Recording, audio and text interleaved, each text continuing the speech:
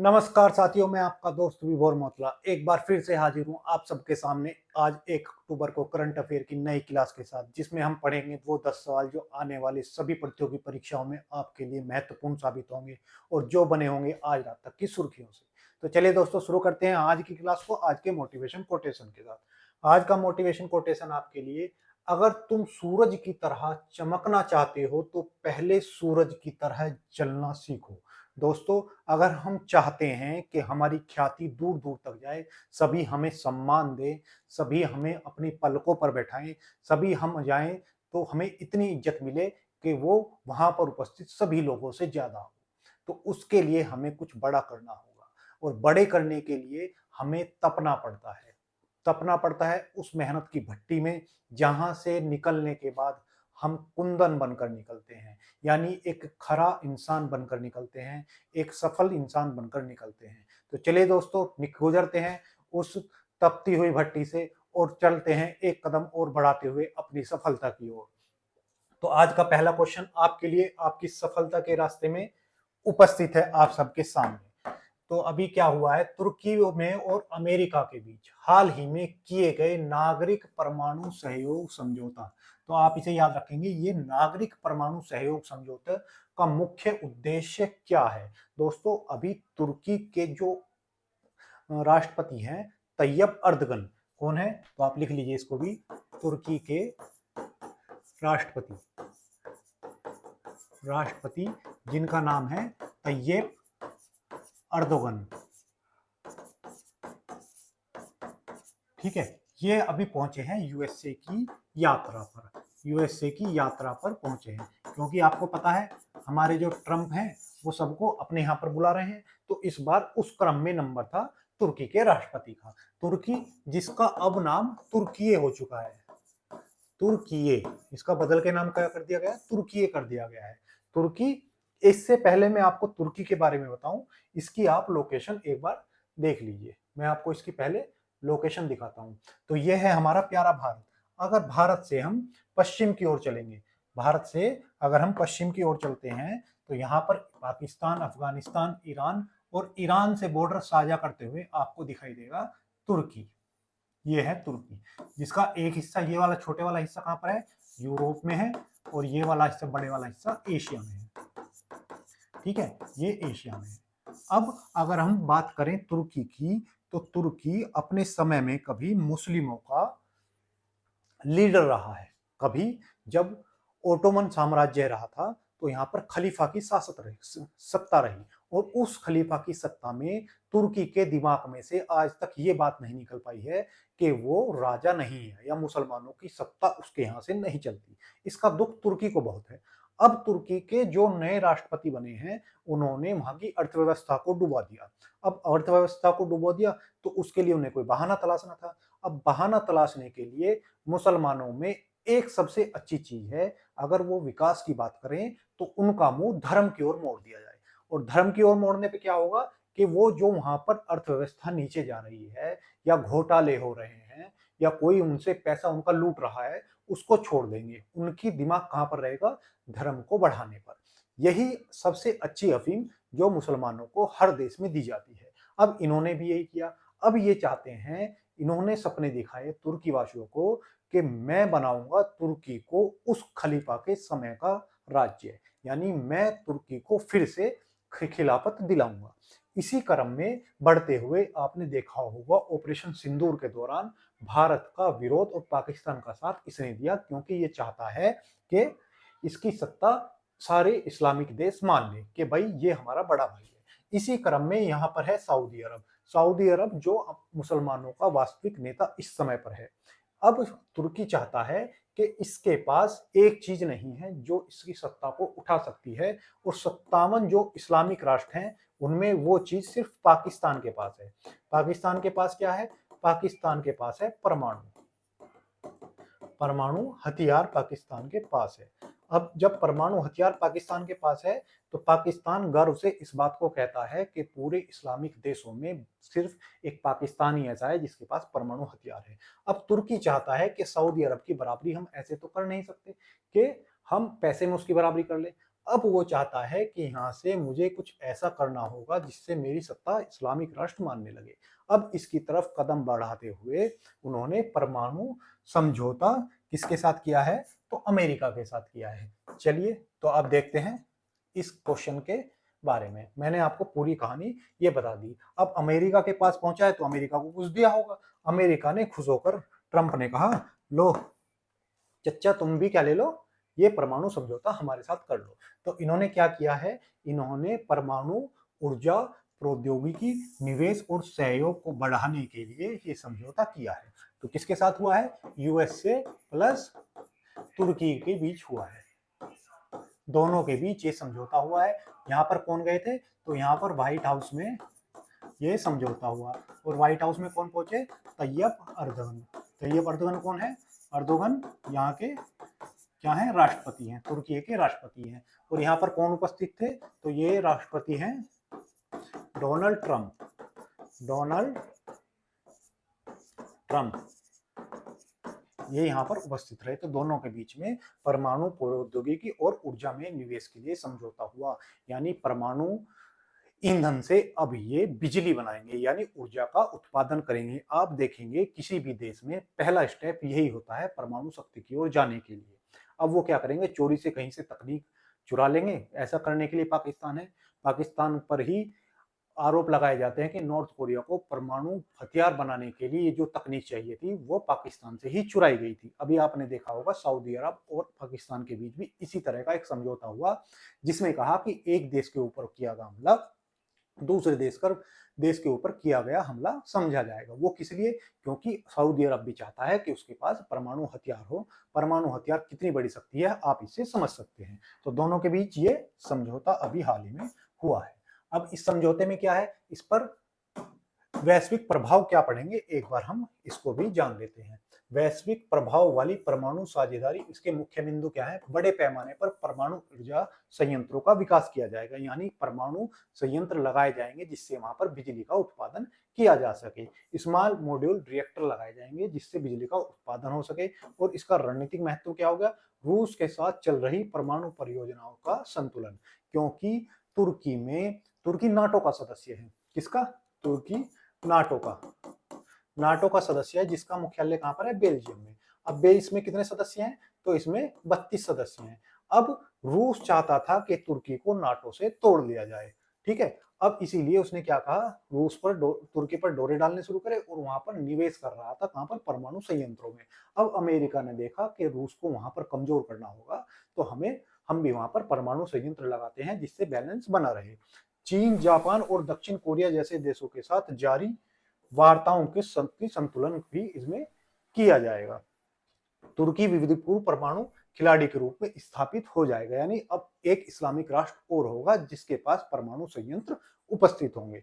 अन्य में क्या है कि ऑस्ट्रेलिया और जो बाकी देशों के इसके साथ समझौते किए हैं उनसे इसका संतुलन बना रहेगा, ठीक है। अभी जो रूस के साथ इसकी परियोजना चल रही है वो रूस की कंपनी रोसाटम बना रही है। इसमें 20 अरब डॉलर का निवेश किया था। 4 रिएक्टर लगाने थे जिसकी 4800 मेगावाट की क्षमता होने वाली थी। पहली जो इसकी चालू करने वाली इकाई की समय सीमा है वो 2026 की निर्धारित है। यानी आगे आने वाले समय में हमारे जो राष्ट्रपति हैं डोनाल्ड ट्रंप यूएसए के, उन्होंने रूस को भी तुर्की में बैलेंस कर लिया है। ये समझौता हुआ व्हाइट हाउस में। अब बात करें तुर्की की, तो तुर्की आप देख सकते हैं भूमध्य सागर के उत्तर में स्थित एक देश है, ठीक है। तुर्की की राजधानी क्या है? तो तुर्की की राजधानी अंकारा है। अंकारा इसकी राजधानी है। यहाँ की मुद्रा, अगर बात करें मुद्रा की, तो लीरा यहाँ की मुद्रा है। तैयब अर्दगन यहाँ के राष्ट्रपति हो गए। और बात करें तो यह कहां पर? एशिया और यूरोप दोनों में उपस्थित है। जैसे कि रूस एशिया और यूरोप में उपस्थित है, तुर्की भी ऐसे ही उपस्थित है। ये जो वाला हिस्सा है इसका, ये रूस में आता, वो यूरोप में आता है, और ये वाला हिस्सा इसका एशिया में आता है। यहीं पर इसकी एक शहर है जिसका नाम है इस्तांबुल। शायद आपने सुना भी हो। इस्तांबुल इस शहर है जो काफी पर्यटन के लिए प्रसिद्ध है, ठीक है। यहाँ पर एक पठार पाया जाता है जिसका नाम है अनातोलिया का पठार। अनातोलिया पठार, या इसे हम दूसरे नाम से भी जानते हैं। इसका दूसरा नाम है एशिया माइनर का पठार। एशिया माइनर का पठार भी हम इसे कहते हैं। ठीक है, तो ये हुआ। अब बात करें इसके, यहाँ पर एक झील पाई जाती है जिसका नाम है वॉन गोलू झील। वॉन गोलू झील कहाँ पर है, तो तुर्की में है, और ये विश्व की सबसे लवणता वाली झील, विश्व की सर्वाधिक लवणता वाली झील है, सर्वाधिक लवणता वाली झील है। ठीक है, और इसकी लवणता कितनी पाई जाती है, अगर आपसे कोई पूछे तो 330 प्रति हजार इसकी लवणता पाई जाती है। अब बात करें इसकी बाउंड्री की, तो नीचे इसकी बाउंड्री सीरिया से मिलती है, ये छोटा बॉर्डर इसका इराक से, इधर ईरान, इधर अर्मेनिया और इधर ग्रीस से इसकी सीमा साझा होती है। ऊपर वाली सीमा इसकी काला सागर से, ये काला सागर हो गया, और यहाँ पर जो आपको ये व्हाइट व्हाइट दिख रहा है, ये एक सागर है जिसका नाम है मरमरा सागर। कौन सा है, मरमरा सागर। तो ये हो गया काला सागर, ये वाला हो गया आपका मरमरा सागर, और ये वाला आपका हो गया एजियन सी यानी एजियन सागर। तो ये 3 सागर हो गए। अब जो मरमरा सागर है और ये काला सागर है, इन दोनों के बीच में एक जल संधि है जिसे हम बॉस्फोरस स्ट्रेट के नाम से जानते हैं। बॉस्फोरस जल संधि, बॉस्फोरस जल संधि। कौन सी, तो बॉस्फोरस जल संधि। अब ये हो गई काला सागर और मरमरा सागर को जोड़ने वाली। अब मरमरा सागर को एजियन सागर से जोड़ने वाली जो जल संधि है जो यहां पर होगी, तो ये हो गई हमारी,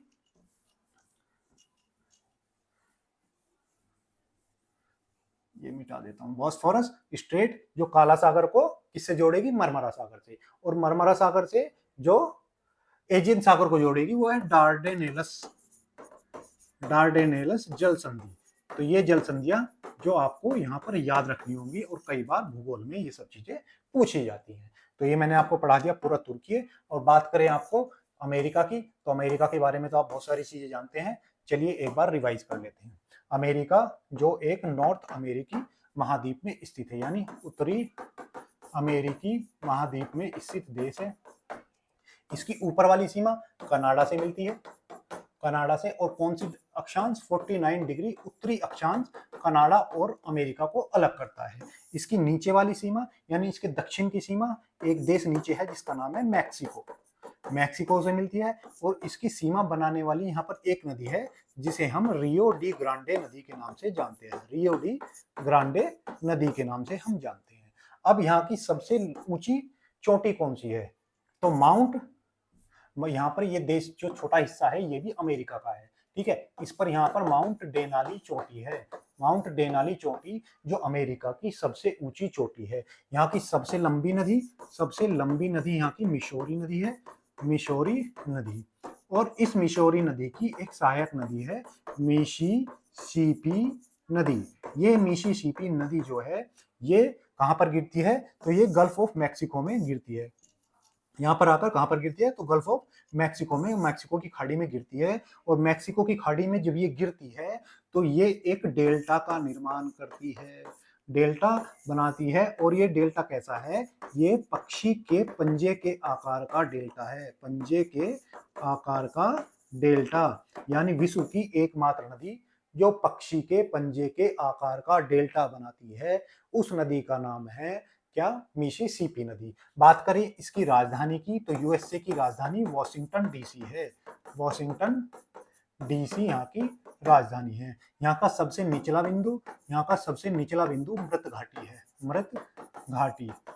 और ये किसका हिस्सा है, तो यहाँ पर एक मरुस्थल पाया जाता है जिसे मोजावे मरुस्थल के नाम से जानते हैं। ठीक है, यहाँ पर एक पर्वत श्रृंखला है जो यहाँ की सबसे लंबी पर्वत श्रृंखला है जिसका नाम है रॉकी पर्वत, रॉकी पर्वत श्रृंखला यहाँ की सबसे लंबी पर्वत श्रृंखला है। तो ये पूरी जानकारी आपको हो गई किसके बारे में, इसके बारे में, किसके, तो अमेरिका के बारे में। चलिए अब बात करें रिवीजन के क्वेश्चंस की। रिवीजन के क्वेश्चन भी जरूरी है कि नहीं, तो रिवीजन के क्वेश्चन भी देख लेते हैं। अब रिवीजन के क्वेश्चन में कई दिनों बाद डाले हैं तो अजीब सा तो लगेगा आपको, लेकिन ये क्वेश्चन आपको एग्जाम में क्वेश्चन देखते ही आपको 1 या 2 नंबर दिलाने वाले होंगे, क्योंकि बार बार अगर हम इन्हें देखते रहेंगे तो हमारे दिमाग में एक बार छप जाएंगे। अभी नए हैं तो शायद आपको थोड़ा इसमें परिश्रम करना पड़े, थोड़ा मुश्किल लगे, लेकिन ये वो दवाई है जो खाने में कड़वी है, इसका असर बहुत मीठा होगा। विश्व स्वास्थ्य संगठन WHO ने किस वायरस को हाल ही में कैंसर जनित घोषित किया है? तो हेपेटाइटिस डी को इन्होंने घोषित किया है। AIM ने किस संस्था के साथ भारतीय भाषाओं के नवाचार को बढ़ावा देने के लिए साझेदारी की है? तो भाषणी पोर्टल के साथ इन्होंने साझेदारी की है। हाल ही में वैश्विक MS स्वामीनाथन पुरस्कार फॉर फूड एंड पीस की शुरुआत किसने की है? तो ये हमारे जो प्रधानमंत्री मोदी जी हैं, इन्होंने ये शुरुआत की है। कबक यानो किस, ये नाम याद रखना, कबक यानो किस राज्य से संबंधित हैं? संबंधित पर्वतारोही हैं, यानी पर्वत पर चढ़ाई करने वाले एक व्यक्ति हैं जिनका नाम कबक यानो है। इन्होंने हाल ही में माउंट किलिमंजारो सबसे ऊंची चोटी किसकी है? तो ये अफ्रीका महाद्वीप की सबसे ऊंची चोटी है और तांजानिया देश में स्थित है। तो यहाँ पर सफलतापूर्वक चढ़ाई की है। ये कहाँ के हैं? तो ये अरुणाचल प्रदेश के हैं। अरुणाचल प्रदेश की राजधानी आप कमेंट बॉक्स में मुझको लिखकर बताएंगे। और अरुणाचल प्रदेश की स्थापना कब हुई, ये दोनों चीजें आप मुझे कमेंट बॉक्स में लिखकर बताएंगे। और जिसका कमेंट नहीं आएगा कल मैं उसको पकड़ लूंगा। चलिए अगला क्वेश्चन देखते हैं। वे कहाँ गया? दूसरा क्वेश्चन ही गायब है, क्वेश्चन लगाना ही भूल गए मैं। अभी क्या हुआ है, चलिए ऐसे ही बता देता हूँ। अभी क्या हुआ है, UAE ने क्या किया है, दुबई में एक लाइन का उद्घाटन किया गया है। कहां पर? दुबई में। जो लाइन कैसी होगी? 15 किलोमीटर लंबी लाइन होगी और जिस पर हम क्या चलते हुए नजर आएंगे, यानी जिस पर हम बिना चालक की गाड़ियां वहां पर चलती हुई नजर आएंगी। यानी वहां पर जो सफाई करने वाले होंगे या जो गाड़ी चलाने वाले होंगे वो सब ऑटोमेटिक होगा, रोबोट द्वारा ये काम किया जाएगा। यानी वो गाड़ियां वहां पर चलेंगी जिनमें ड्राइवर की जरूरत नहीं, बैठो और चल भैया कमांड दे दो कि भैया सकौती पहुंचा दो, तो आपको वो सकौती छोड़ के आएगी ऐसी। और जो वहां पर सफाई करने वाला होगा वो भी ऑटोमेटिक होगा, यानी आदमी द्वारा संचालित कोई भी वहां पर संयंत्र का प्रयोग नहीं किया जाएगा। ठीक है, तो ये बात ध्यान रखें। कहां पर? दुबई में। दुबई में ये शुरू हुआ है। ठीक है, ड्राइवरलेस मेट्रो यहाँ पर चलेगी, रोबोटिक टैक्सी चलेंगी, यानी जो रोबोट के द्वारा टैक्सी चलाई जाती है वो चलेगी। ऑटोमेशन, स्टल, लॉजिस्टिक वाहन जो भी सब होगा सब रोबोटिक होगा। डिलीवरी रोबोट, सब क्लीनिंग जो होंगे वो भी रोबोट ही करेंगे, मतलब साफ सफाई भी रोबोट करेंगे। Self driving machinery, water taxi भी यहाँ पर अपने आप चलने वाली चलेंगी, सब कुछ यहाँ पर रोबोटिक होगा। ठीक है, उबर और वायर राइड के साथ इसके लिए साझेदारी की है। ये आप याद रखेंगे, किसके साथ साझेदारी की है? तो वी राइड और उबर के साथ ये साझेदारी की है। 2025 के अंत तक रोबोटिक्स टैक्सी का पायलट ट्रायल है। 2025 तक ये पायलट ट्रायल है, यानी पहले इसको चेक कर देखा जाएगा। उसके बाद 2028 तक 1000 ऑटोनॉमस टैक्सियों का लक्ष्य है, यानी 2028 तक 1000 ऑटो टैक्सी हम यहाँ पर चला देंगे, ऐसा दुबई वालों का कहना है। शुरुआत 2026 में इसकी शुरू की जाएगी और लक्ष्य है कि 2030 तक इसको 25% जो दुबई में टैक्सियां चलने वाली हैं वो इस रोबोटिक्स के माध्यम से चले, ऐसा इनका लक्ष्य है। इससे फायदा क्या होगा? यात्रियों की कम लागत आएगी, तेज सेवा होगी और पर्यावरण का भी बचत होगी, क्योंकि हम यहाँ पर इलेक्ट्रिक टैक्सी भी चला सकते हैं। बात करें UAE की, तो UAE हम देख लेते कहाँ पर है। तो सबसे पहले पहुंचते हैं हम अपने प्यारे भारत में। ठीक है, भारत से प्रेम करना जरूरी है, नहीं करोगे तो क्या करेंगे? आपको हम क्या करेंगे? बोलो क्या कर सकते हैं यार? कुछ भी नहीं कर सकते। नहीं करो तो नहीं करो, तुम्हारी मर्जी, देशद्रोही हो गए तुम। ठीक है, भारत से अगर हम यहाँ पर चलें, कहां पर? पश्चिम में। जैसे मैंने आपको मैप देखना सिखाया है, मैप का ये वाला हिस्सा आपको ईस्ट, जिसकी देश के सापेक्ष में आपको देखना हो, वहां पर प्लस का चिन्ह बनाओ। उसकी राइट वाली साइड ईस्ट और ये वाली साइड वेस्ट, ऊपर वाली साइड नॉर्थ और नीचे वाली साउथ। अगर भारत से हम पश्चिम में चलते हैं तो यहाँ पर पड़ता है अरेबियन सी, अरब सागर। अरब सागर के पश्चिम में है एक प्रायद्वीप जिसे हम अरब प्रायद्वीप के नाम से जानते हैं। अरब प्रायद्वीप का सबसे बड़ा देश सऊदी अरब है। इस पर ही आपको एक पीले वाला जो देश दिख रहा है यहाँ पर, ये है UAE। और ये 7 अमीरातों से मिलकर बना है। कितने? 7 अमीरातों से मिलकर बना है और इसमें से एक अमीरात है दुबई। तो अभी ये दुबई में ये कार्य होने जा रहा है। ठीक है, और इसमें से इसकी UAE की मुद्रा क्या है? तो मुद्रा भी आप याद रखेंगे, इसकी मुद्रा दिरहम है। दिरहम इसकी मुद्रा है। अगर बात करूं UAE की, तो मैप में आपको यहाँ पर समुद्र दिख रहा होगा। ठीक है, ये क्या है? समुद्र। ये इसको बोलते हैं खाड़ी, क्योंकि ये 3 तरफ से कहां से जुड़ा हुआ है? तो ये 3 तरफ से पृथ्वी से घिरा हुआ है। वो क्षेत्र, वो पानी का भाग जो तीन तरफ से किससे, भूमि से घिरा हुआ हो, उसको हम खाड़ी बोलते हैं। अब तो ये खाड़ी हो गई, तो ये खाड़ी कौन सी होगी, इसको बोलते हैं पर्शियन गल्फ यानी फारस की खाड़ी। ठीक है, फारस की खाड़ी कौन सी, ये वाली जो आपको दिख रही है, क्या है, फारस की खाड़ी है। और इधर है गल्फ ऑफ ओमान, ओमान की खाड़ी। ठीक है, ओमान की खाड़ी। अब इन दोनों को बीच में से जोड़ने वाली जो ये जल संधि है, यानी वो सकरा स्थान जो दो बड़े बड़े पानी के भूभागों को आपस में जोड़ दे, यानी दो जोड़ और बीच में एक नाली से जोड़ दिया, तो वो नाली क्या कहलाएगी, वो जल संधि कहलाएगी। यानी दोनों पानी को जोड़ने वाली संधि क्या कहलाती है, जल संधि कहलाती है। अब ये कौन सी जल संधि है, तो ये हॉर्मुज जल संधि है। कौन सी, हॉर्मुज जल संधि। तो आप याद रखेंगे फारस की खाड़ी और ओमान की खाड़ी को जोड़ने वाली जल संधि कौन सी है, ये है हॉर्मुज जल संधि। अगर हम अरब प्रायद्वीप के दक्षिण में आते हैं तो यहाँ पर एक है गल्फ ऑफ आदेन, यानी आदेन की खाड़ी, आदेन की खाड़ी या अदन की खाड़ी। और अदन की खाड़ी को यहाँ पर है लाल सागर। ये कौन सा है, लाल सागर। लाल सागर से अदन की खाड़ी को जोड़ने वाली जल संधि ये क्या कहलाती है, तो ये जल संधि क्या कहलाएगी, आप कमेंट बॉक्स में लिखकर बताइए, क्योंकि मैं आपको इसे कई बार पढ़ा चुका हूं, तो ये आपको कमेंट बॉक्स में लिखकर बताना है, कमेंट बॉक्स में लिखकर बताना है। ठीक है, तो कौन सी, अदन की खाड़ी को लाल सागर से जोड़ने वाली जल संधि। ठीक है, ये आप मुझे कमेंट बॉक्स में लिखकर बताएंगे।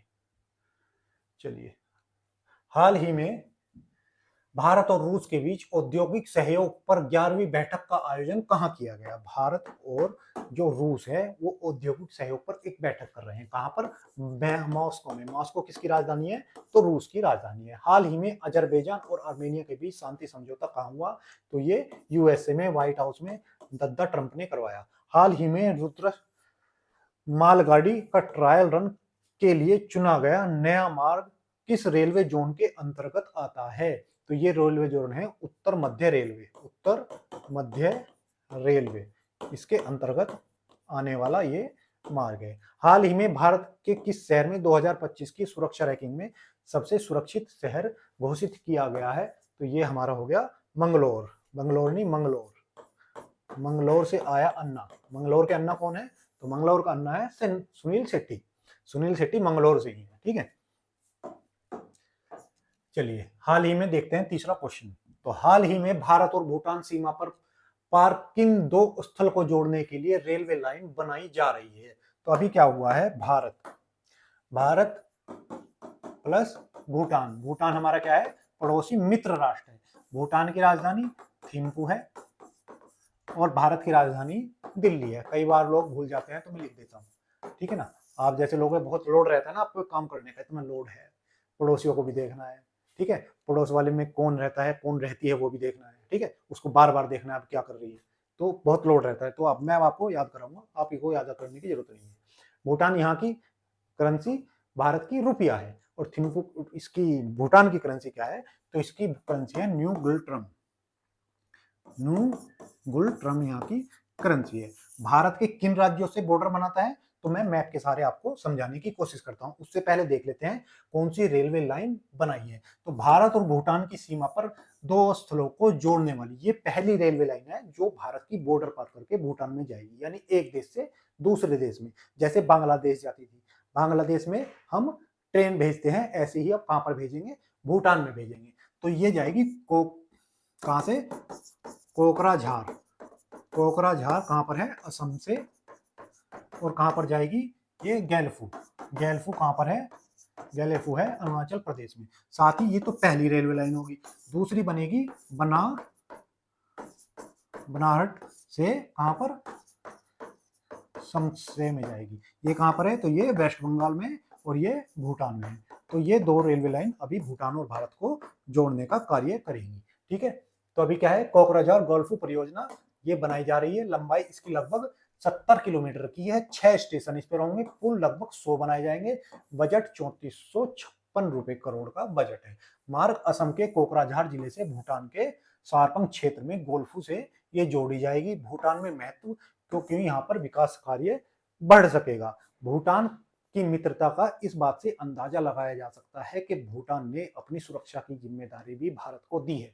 आपने गलवान घाटी इंसिडेंट से पहले एक इंसिडेंट भूटान की सीमा पर पड़ा होगा, किसके साथ? चाइना के साथ, ठीक है। तो लेकिन वो कहां पर था?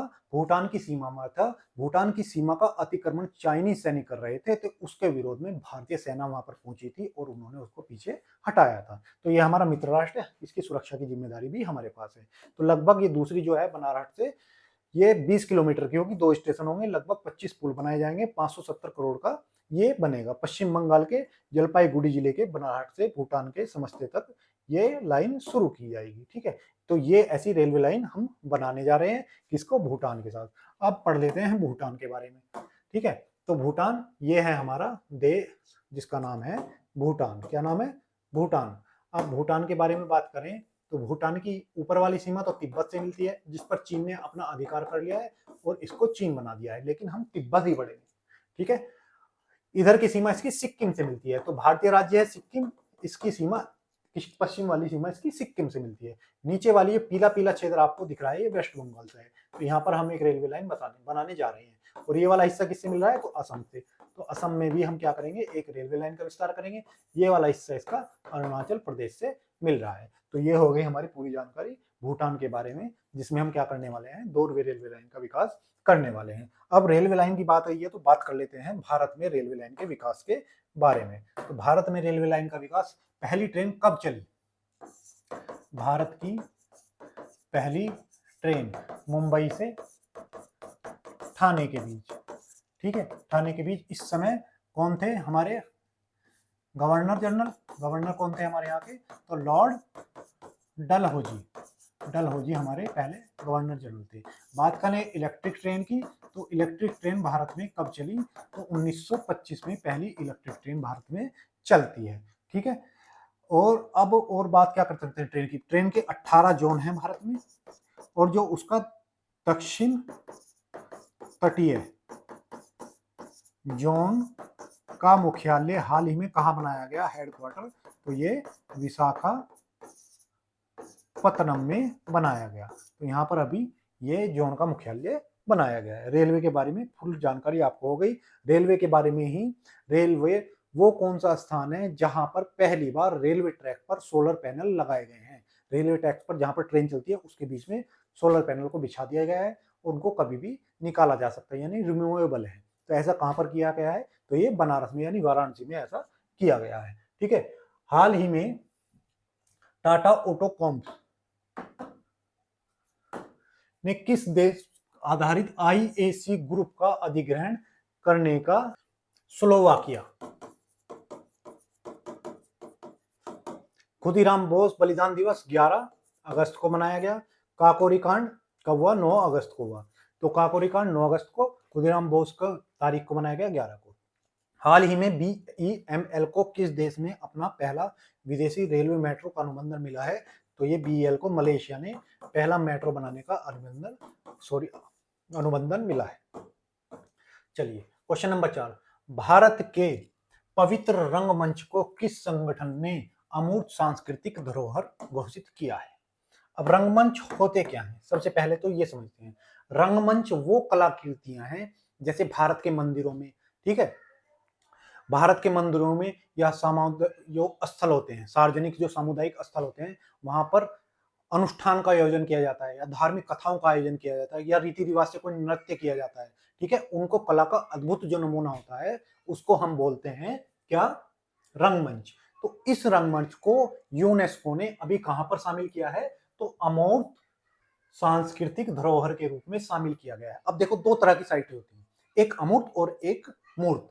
मूर्त में वो सब चीजें आती हैं जिनको हम अपने हाथों से छू सकते हैं, ठीक है। जैसे मान लिया कोई मंदिर है, मंदिर को हमने यूनेस्को धरोहर में शामिल कर दिया, तो वो कैसी हुई? हमारी मूर्त धरोहर। लेकिन जैसे रामायण का पाठ है, अब रामायण के पाठ को तो आप छू नहीं सकते, ठीक है ना। या कोई जैसे कालबेलिया नृत्य है तो उसको तो आप छू नहीं सकते। तो इन सब को हम किसमें? अमूर्त धरोहर में शामिल किए जा सकते हैं, यानी जो सांस्कृतिक रीति रिवाज हैं उनको अमूर्त में और जो स्थल है उनको मूर्त धरोहर में शामिल किया जा सकता है। तो अभी किसने किया है, यूनेस्को ने अभी हमारे यहाँ किसको, जो हमारे भारत के पवित्र रंगमंच हैं, जो कार्यक्रम किए जाते हैं, नाच गाने किए जाते हैं, हमारे पवित्र त्योहारों पर या अनुष्ठानों का जो आयोजन किया जाता है, उसको किस में डाल दिया है, अमूर्त धरोहर में डाल दिया गया है। अगर वैसे बात करूं मूर्त धरोहर की, तो मूर्त धरोहर में यूनेस्को में भारत की कितनी साइट हैं, तो यूनेस्को में भारत की 44 साइटें हैं। ठीक है, 44वीं कौन सी जुड़ी है, तो मैंने आपको बताया था जो मराठों का सैन्य परिदृश्य था, तो 44वां क्या था, तो 44वां था हमारा मराठा सैन्य परिदृश्य। इसको शामिल किया गया था, जो किले थे मराठों के, और अभी इस बार जिंजी किले को शामिल किया गया जो तमिलनाडु में था। ठीक है, 12 में से 11 महाराष्ट्र में थे, एक तमिलनाडु में था, तो इनको शामिल किया गया। 43वां क्या था, 43वां था हमारा मोइद्दम था, ये क्या था, अहोम साम्राज्य का क्या था, ये अहोम साम्राज्य का ये था कब्रिस्तान था, इसको 43वां बनाया गया था। अब ये जो 44 है, इनको भी 3 कैटेगरियों में बांटा जाता है, सांस्कृतिक, प्राकृतिक और एक होता है मिश्रित। जो सांस्कृतिक है, इसमें कितनी साइटें हैं, तो हमारी 7 साइटें इसमें हैं, एक इसमें है, 7 और 1 8 हो गई, 4 4 यानी 36 साइटें हमारी सांस्कृतिक हैं। 36 साइटें सांस्कृतिक हैं, एक मिश्रित है। मिश्रित कौन सी है, तो इसका नाम है कंचनजंगा। कंचनजंगा कहाँ पर है, तो सिक्किम का ये नेशनल पार्क है, सिक्किम का नेशनल पार्क कंचनजंगा है, उसको मिश्रित की श्रेणी में शामिल किया जाता है। अब बात करते हैं अमूर्त धरोहर की, तो भारत में हाल ही में किसको शामिल किया गया है, किसको, पवित्र रंगमंच को शामिल किया गया है। इससे पहले कितनी साइटें थी, तो इससे पहले हमारे पास 15 साइटें थी, अब ये कौन सी साइट हो गई है, तो 16। तो ये भी आप याद रखेंगे, ये 16वीं साइट है जो पवित्र रंगमंच है। अब उससे पहले, सबसे पहले हमारी जो साइटें शामिल की गई वो कौन कौन सी थी, एक बार आप देख लें। तो ये सबसे पहले कलियट्टम सांस्कृतिक थिएटर है। ठीक है, कलियट्टम वैदिक जप और रामलीला या रामायण का पारंपरिक प्रदर्शन, ये तीनों हमारे कब शामिल किए गए, तो ये तीनों हमारे 2008 में शामिल किए गए। 2008 में सबसे पहले इनको शामिल किया गया। उसके बाद रमन्ना, जो भारत के गढ़वाल में, हिमालय में जो रहने वाली क्षेत्र है गढ़वाल, जहां पर गढ़वाली लोग रहते हैं, वहां पर धार्मिक उत्सव को कब शामिल किया गया, 2009 में। 2010 में हमारा जो छऊ नृत्य है, ये कैसा है, हमारे पूर्वी भारत का जो नृत्य है, जिसे हमने अपने सांस्कृतिक नृत्यों में भी शामिल किया गया है। ठीक है, तो उसमें छऊ नृत्य को शामिल किया गया था 2010 में। कालबेलिया राजस्थान का लोक नृत्य है, उसको 2010 में शामिल किया गया। और मोटियट्टम जो केरल का अनुष्ठान थिएटर और नृत्य, ये भी कैसा है, भारत का जो अभी शामिल किए गए हैं, कौन से धार्मिक अनुष्ठान जो शामिल किया गया, जिनको क्या कहा, रंगमंच कहा गया है, वो वही वैसा ही क्या है हमारा ये है। ठीक, तो ये कब हुए, 10 में शामिल हुए। 10 में कौन कौन से, तो 10 में ये तीनों को शामिल किया गया, 9 में एक ही शामिल हुआ रमन्ना, और 8 में 3 शामिल किए गए, तो यानी 3 1 3। और 2012 में लद्दाख का बौद्ध जप, जो आपने देखा होगा, बौद्ध जो जाप करते रहते हैं, बैठे रहते हैं, उनके पास आप जाके बीन भी बजाओगे तो नहीं उठेंगे, तो बौद्ध जप को 2012 में शामिल किया गया। 2013 में मणिपुर का संकीर्तन को शामिल किया गया। बीच में पारंपरिक तौर पर पीतल के बर्तन, ये कहाँ की है, पंजाब की है, पंजाब की ठटेरा कला को 2014 में शामिल किया गया। नवरोज जो पारसी समुदाय का क्या है, नवरोज क्या है, पारसी समुदाय का त्योहार है, इसको 2016 में शामिल किया है। योग तो आप जानते ही हैं, पतंजलि योग किसके द्वारा, तो योग पुस्तक किसकी, पतंजलि की है, 2016 में शामिल किया गया। कुंभ मेले को शामिल किया गया 2017 में, कोलकाता दुर्गा पूजा को 21 में, गुजरात के गरबा को 2023 में, और अब 2025 में किसको शामिल किया गया है, तो रंगमंच को शामिल किया गया है। तो कितने हो गए, भारत में 16 अमूर्त धरोहर शामिल वर्तमान में हो गई है। ठीक है, वर्तमान के लिए तो ये हमारा रंगमंच, जो कलाकृति है अलग अलग चेहरा लगा के, तो कोई सा भी डांस हो, यानी कोई सी भी सांस्कृतिक हमारी ऐसी धरोहर जो किसी उत्सव पे की जाती है, तो उसको हमने किसमें डाल दिया है, अभी यूनेस्को की अमूर्त धरोहर की सूची में डाल दिया है। अब बात करते हैं यूनेस्को की, तो यूनेस्को के बारे में मैं आपको यहीं पर ही लिखा देता हूं। चलिए,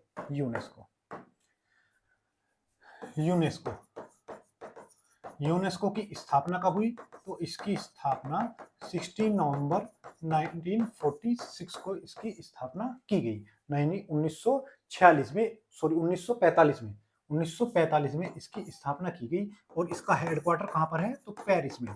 पेरिस जो फ्रांस की राजधानी है यहाँ पर है। और फ्रांस की राजधानी पेरिस किस नदी के किनारे है? तो सीन नदी के किनारे ये स्थित है। उसके बाद बात करें इसके हेड कौन है, तो वर्तमान में इसके अध्यक्ष हैं आंद्रे अजोले। अजोले इसके वर्तमान अध्यक्ष हैं। तो ये पूरी जानकारी यूनेस्को के बारे में आपको भी मिल चुकी है। तो अब अगला क्वेश्चन रिवीजन के, वर्ष 2024 में कितने से अधिक भारतीय ने नागरिकता त्याग दी? तो लगभग 2 लाख लोग भारत की नागरिकता छोड़कर चले गए। थाईलैंड और कंबोडिया के बीच युद्ध विराम समझौता कहाँ हुआ? तो ये मलेशिया में आयोजित किया गया। विश्व शेर दिवस 10 अगस्त को। हाल ही में प्रधानमंत्री 2025 की पहली बार किस संगठन के सम्मेलन के दौरान चीन की यात्रा करेंगे? तो संघाई कॉरपोरेशन ऑर्गेनाइजेशन की, यानी संघाई सहयोग संगठन की पहली यात्रा पर हैं। अब देखते हैं क्वेश्चन नंबर 5। आज का क्वेश्चन नंबर 5 है, हाल ही में लॉन्च हुआ बीएसएफ का नया एआई कमांड सेंटर सीमाओं पर सुरक्षा बढ़ाने के लिए है। किस सीमाओं पर, किन सीमाओं पर? तो दोस्तों जो हमारी ये है हमारा प्यारा भारत, ठीक है, ये हो गया हमारा प्यारा,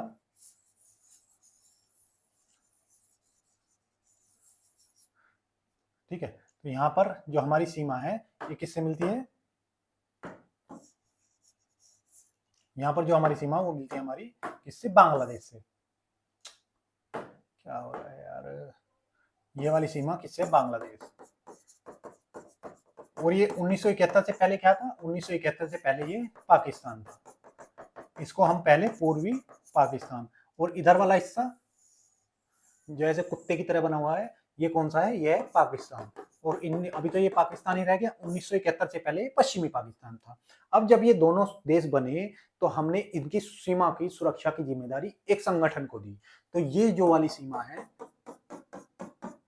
ये तो नहीं है, यहाँ पर है अभी तो, पर हमारी ये वाली जो सीमा है और ये वाली सीमा जो चारों तरफ की है, तो ये किसके जिम्मेदारी है? ये बॉर्डर सिक्योरिटी फोर्स की जिम्मेदारी है। यानी इन दोनों सीमाओं पर पहरा कौन देता है? तो हमारी बीएसएफ पहरा देती है। अब दोनों के बीच सीमा सुरक्षा के लिए बीएसएफ के जो पाकिस्तान और बांग्लादेश की सीमाओं पर है, इस पर एआई कमांड सेंटर क्या किया जाएगा? स्थापित किया जाएगा। यानी अब इसको तकनीकी से जोड़ा जाएगा। और इसका शुभारंभ किसने किया है?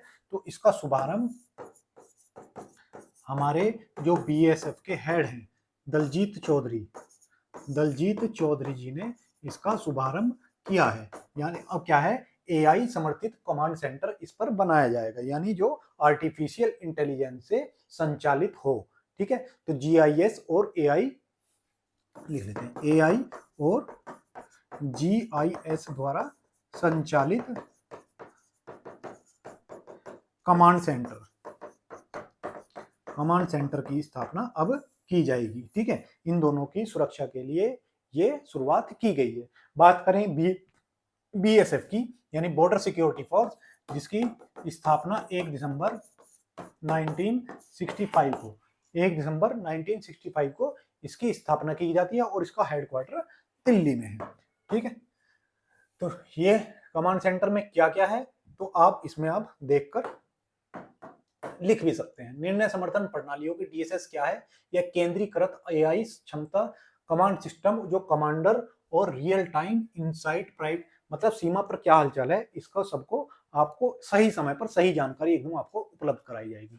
इसके साथ जीआई डेटा जो है आपको फीड मिलेगा, डेटाबेस आपका इकट्ठा रहेगा। बीएसएफ के महानिदेशक जो है दलजीत सिंह चौधरी, इन्होंने इसका शुभारंभ किया है। कवरेज पाकिस्तान और बांग्लादेश की सीमा पर हो रहेगी। मुख्य तकनीकी एआई, मशीन लर्निंग और जियोग्राफिक इंफॉर्मेशन सिस्टम पर ये आधारित रहेगी। इसकी शाखा मुख्य क्षमता क्या है? रियल टाइम निगरानी करेंगे, मतलब बॉर्डर को 24 घंटे सतर्कता बरती जाएगी।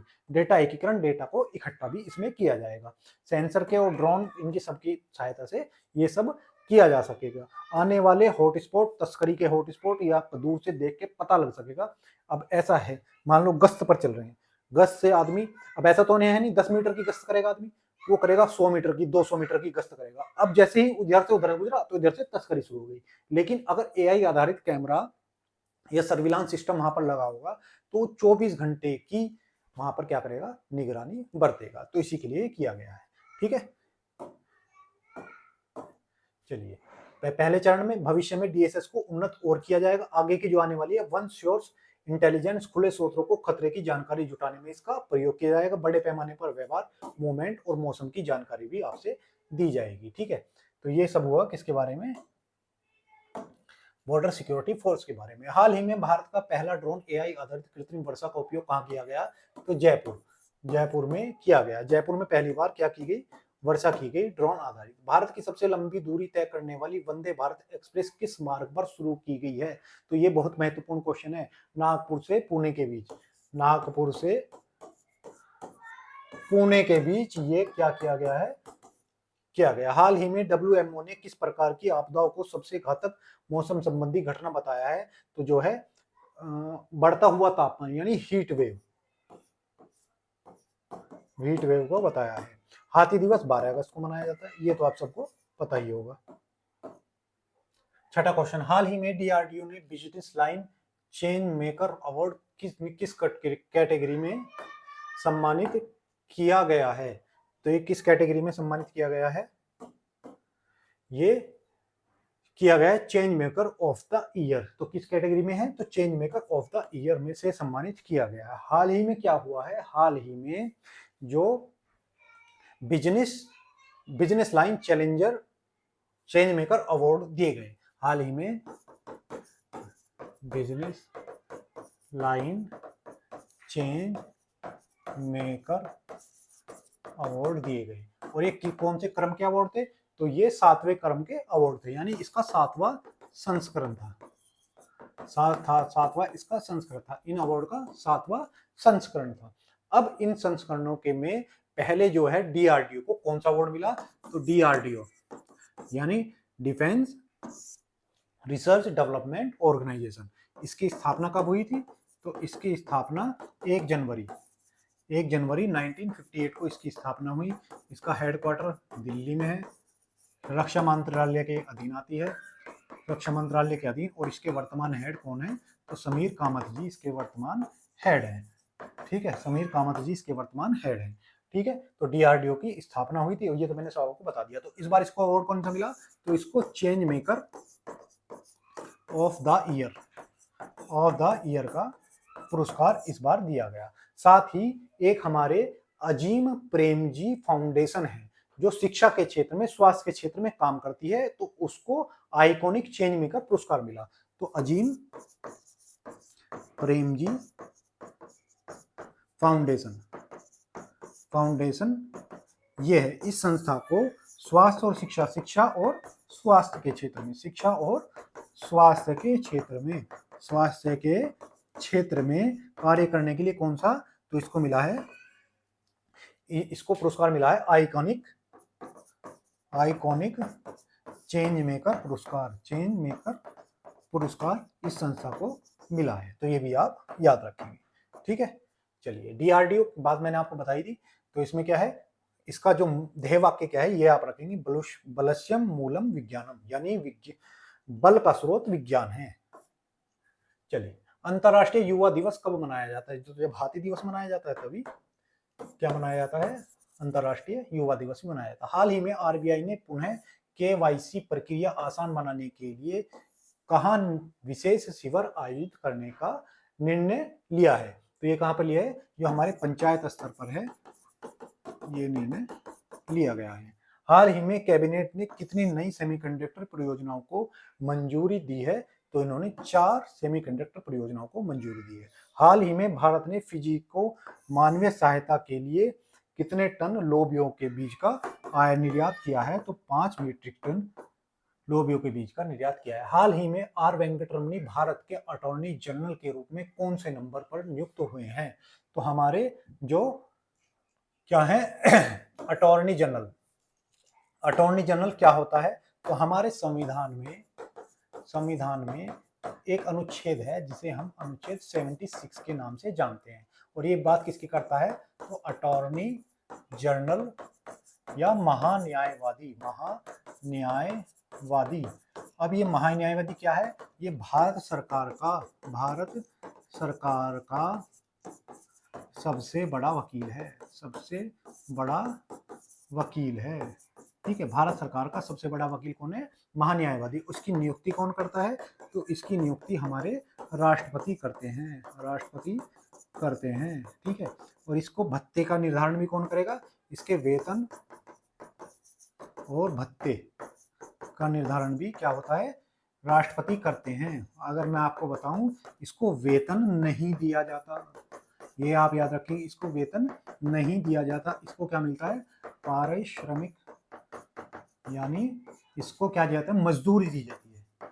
मजदूरी, मजदूरी का मतलब अगर आपकी केस की एक फीस, आपने एक केस लड़ा तो एक केस की फीस मिलेगी, समझे?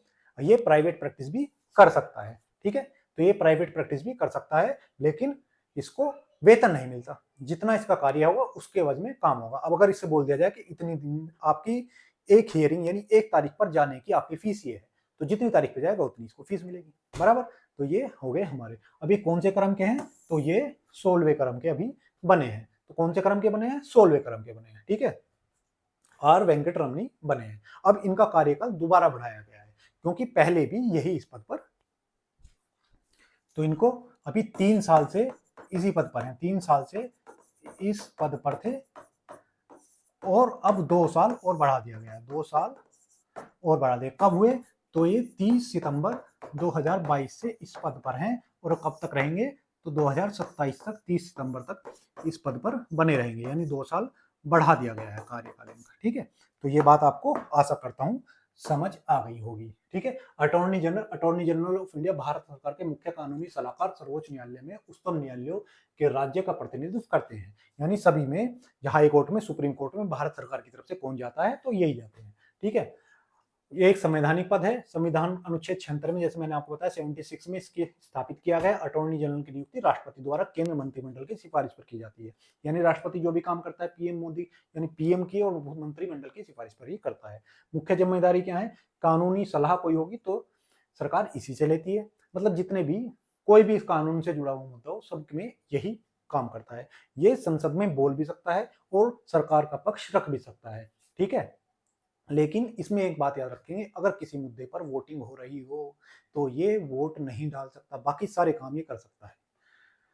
हाल ही में, अच्छा, वेंकटरमणी के बारे में, 1950 में पुद्दुचेरी में इनका जन्म हुआ था। ये बार काउंसिल ऑफ तमिलनाडु में पंजीकरण 1977 में कराया इन्होंने, और 1977 में ये सुप्रीम कोर्ट ही, 79 में सुप्रीम कोर्ट में ये आ गए। वरिष्ठ अधिवक्ता के नामांकन 1997 में द्वारा कराया गया। ये वेंकटरमणी है, 2 साल और इस पद पर रहेंगे। हाल ही में किस राज्य में सुदूर जिले में 16 अगस्त 2025 को इसरो ने लैब का स्थापना की है? तो ये आंध्र प्रदेश नहीं, अरुणाचल प्रदेश।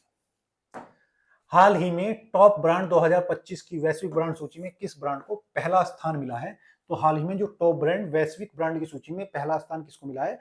तो ये माइक्रोसॉफ्ट को मिला है, माइक्रोसॉफ्ट को ये स्थान मिला है। हाल ही में फास्टैग वार्षिक पास योजना कब लागू की जाएगी? तो ये 15 अगस्त 2025 से लागू कर दी गई है। हाल ही में सिलीनैक्स अभ्यास भारत और श्रीलंका के बीच, ठीक है ना, सिलीनैक्स भारत और श्रीलंका के बीच, सिम्बैक्स और सिनबैक्स, ये किस किस के बीच होता है? आप मुझे कमेंट बॉक्स में लिखकर बताएंगे ये 2 अभ्यास।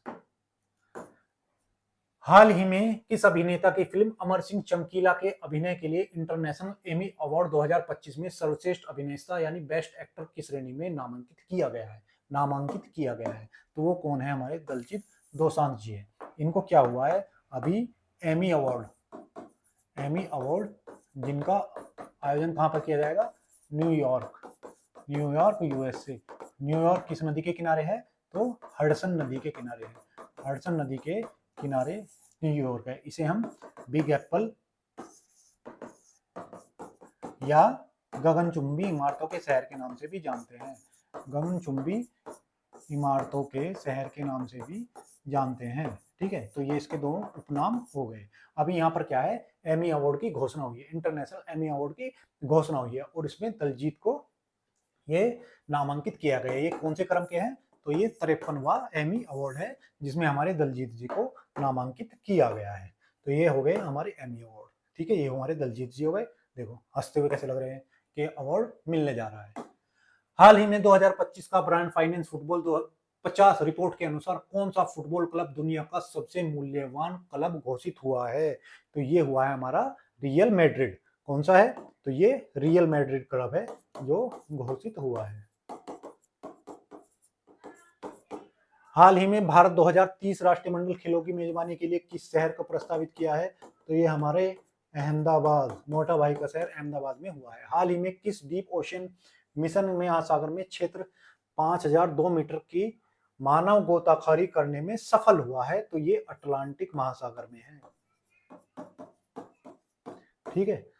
हाल ही में फॉक्सकॉन ने किस भारतीय शहर को आईफोन 17 का उत्पादन करने के लिए क्या किया है? उत्पादन शुरू किया है। तो हम कहां पर करने जा रहे हैं? बेंगलोर में। पहले कहां पर हो रहा था? तमिलनाडु में हमारी फैक्ट्री लगी है, लेकिन अब बंगलोर में भी हम इसका शुरुआत कर रहे हैं। नौवां क्वेश्चन देखते हैं। हाल ही में वर्ष 2025 की पैरा आर्चरी चैंपियनशिप में शीतल देवी ने कुल कितने पदक जीते हैं? तो शीतल देवी जो एक पैरा एथलीट हैं, यानी जो निशानेबाजी करती हैं पैर से, उनके हाथ नहीं है, तो अभी इन्होंने कितने 3 पदक जीत लिए हैं। 3 पदक जीतने वाली कौन है? विश्व की तीरंदाजी पैरा चैंपियनशिप 2024 में इन्होंने क्या जीता है?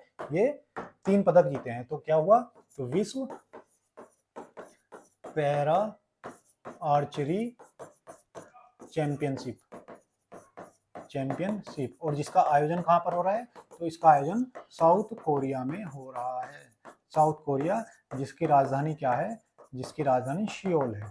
सियोल इसकी राजधानी है। ठीक है। साउथ कोरिया और ये ऊपर नॉर्थ कोरिया, इन दोनों को, ये नॉर्थ कोरिया हो गया और नीचे साउथ कोरिया, इन दोनों को बीच से अलग करने वाली रेखा कौन सी है? 38 डिग्री उत्तरी अक्षांश। इनको बीच से क्या बनाता है? बॉर्डर बनाता है। ठीक है। तो यहाँ पर ये आयोजन हुआ, इन्होंने 3 पदक जीते। तो आप शीतल देवी को देख भी सकते हैं। ये शीतल देवी देखिए पैर से निशाना लग रही है और 3-3 पदक जीत रही है। हमारे हाथ होते हुए, आंख होते हुए भी हम एक लक्ष्य को नहीं भेद पा रहे, जो हमारे एग्जाम को क्रैक कर रहा है। रोज कल के चक्कर में छोड़ देते हैं। 10वां क्वेश्चन। भारत में जन्मी पहली चीता कौन सी है जो वयस्कता तक पहुंच गई है? तो भारत में पहली जन्मी हुई चीती का नाम है मुखी। मुखी चीती है। अभी क्या हुआ था? हम नामीबिया से क्या लाए थे? 8 चीते लाए थे। और कहां पर लाए थे? एमपी के पूनो नेशनल पार्क में 8 चीते कहां से? नामीबिया से लाए गए। अब इनमें से एक चीती जो थी, जिसका नाम था ज्वाला, ज्वाला ने 3 बच्चों को जन्म दिया। अब 4 बच्चों को जन्म दिया, जिसमें से 3 मर गए, एक बची जिसका नाम है मुखी। तो मुखी क्या है? मादा चीता है, जिसका क्या हुआ है? अभी वयस्क हो गई है। ये इसका फोटो देख लो। कहां से लाई गई है?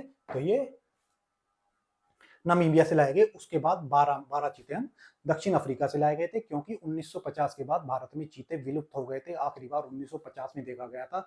तो चीतों को पुनर्जागृत करने के लिए, यानी दोबारा से उनके संख्या को बढ़ाने का जो सरकार का प्रयास है, उसका ये सफलता की ओर बढ़ता हुआ दिख रहा है। पहला लक्ष्य उसने पार कर लिया। एक चीती जन्म देने के बाद वयस्क हो चुकी है, यानी बड़ी हो गई, और उसका नाम है मुखी। तो ये थी हमारी आज की क्लास। 10 क्वेश्चन। आशा करते हैं आपको ये हमारा प्रयास पसंद आया हो।